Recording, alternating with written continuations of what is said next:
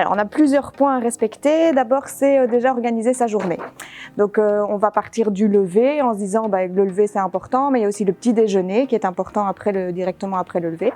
On prend son temps d'organiser les autres repas de la journée, d'organiser les petits encas si on a envie justement si on a des petites faims entre les repas. On va prendre aussi son temps d'organiser l'après-journée. Donc, on a d'abord la journée de boulot, mais on a aussi l'après-journée. Donc, les loisirs, la famille, le sport. Et donc, plus on va pouvoir jouer avec tout ça et organiser tout ça, plus on va pouvoir avoir une vitalité correcte aussi. Et le dernier point important qui va switcher sur le deuxième point, c'est gérer son sommeil. Et donc, il faut absolument pouvoir avoir un sommeil qui soit bien réparateur. Et donc, on prend soin de son sommeil en dormant plus ou moins 8 heures par nuit pour un adulte. Donc là, c'est plus ou moins une moyenne. Après, ça va varier d'une personne à l'autre, mais voilà.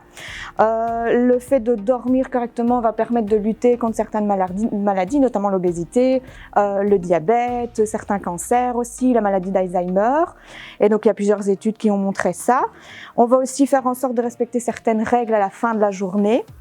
Et donc, c'est-à-dire déjà pas d'écran quelques heures avant le coucher, sinon on a le cerveau qui est un petit peu plus sollicité et donc on va moins bien dormir, l'endormissement sera moins important, moins intéressant plutôt. On va éviter les sports intensifs aussi quelques heures avant le coucher et on va éviter de faire des repas qui sont trop copieux et éviter tout ce qui est caféine aussi, donc le café, les sodas, surtout le coca qui contient de la caféine, donc avant le coucher. Donc ça, c'était le deuxième point. Après, pour garder une santé qui est pleine de vitalité, on va bouger beaucoup. Et donc, on essaye de préconiser un minimum de 30 minutes par jour. Donc, on marche, c'est vraiment le minimum. C'est déjà une activité physique, la marche. Et donc, on n'hésite pas d'aller marcher 30 minutes par jour, un peu tous les jours. Ensuite, on va quand même faire attention à ne pas négliger le stress parce qu'il peut occasionner des comportements compulsifs au niveau alimentaire, que ce soit à l'excès ou à la baisse, quoi. Et donc, c'est pas non plus correct de manger pas assez. Donc, il faut qu'on puisse couvrir nos besoins correctement. Et alors, on peut donner quelques pistes, comme tout ce qui est yoga, par exemple. Il y a les techniques de respiration. Donc, ça permet de se relaxer un petit peu.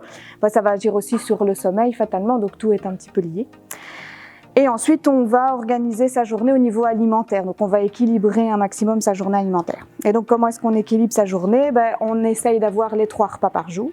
Si on veut des encas, des petites collations pour couvrir un petit peu les sensations de faim, on va plutôt aller vers des produits laitiers, des petits yaourts, des petites crèmes. On peut prendre des fruits, donc fruits frais traditionnels. On pourra aller vers des petits fruits qui sont cuits, des petites compotes à partir du moment où il n'y a pas de sucre ajouté, ou des fruits oléagineux. Et ça, on va voir que c'est important aussi d'en avoir quand même sur la journée, donc des noix, des noisettes, des amandes, pas en trop grande quantité.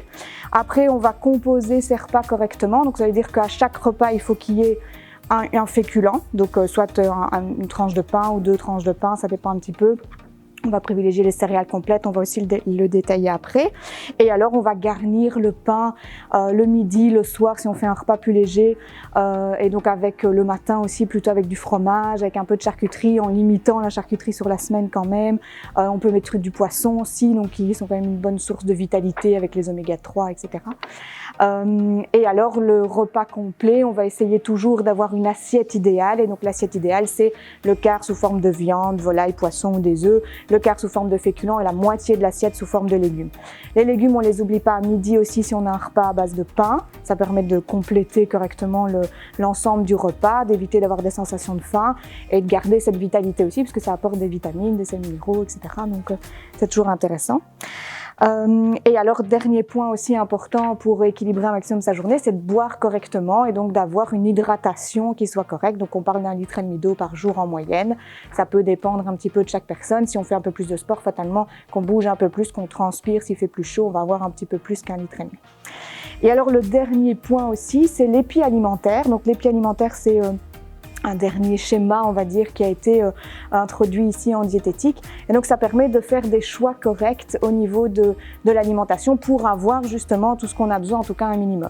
Et donc, on a 5 épis alimentaires, donc c'est vraiment comme un petit épi de blé. Et donc, le premier point, c'est tout ce qui est céréales complètes. Et donc, on va essayer d'avoir un maximum de céréales complètes, donc le pain complet, le riz complet, les pâtes complètes. Et donc, on essaye vraiment d'avoir un maximum de fibres dans la journée alimentaire. On essaye d'avoir un maximum de fruits et de légumes aussi. Et donc on préconise toujours 2 fruits par jour, plus ou moins. Donc il faut savoir qu'une portion de fruits, c'est ce qui correspond à peu près au volume d'une pomme. Donc on va essayer d'en avoir 2 sur la journée, qui soient frais, qui soient en boîte au jus éventuellement ou en compote sans sucre ajouté. Le fruit frais va toujours être préférable puisqu'on va quand même avoir un peu plus de fibres, on va le mâcher un peu plus, donc c'est plus intéressant.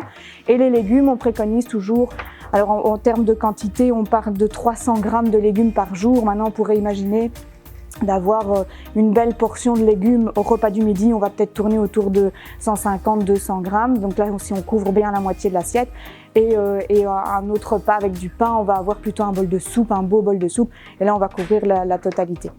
Le troisième point de l'épi, c'est les légumineuses, et donc on n'en parlait pas autant avant, mais là maintenant c'est intéressant de remettre des légumineuses au moins une fois par semaine, donc des lentilles, des pois chiches.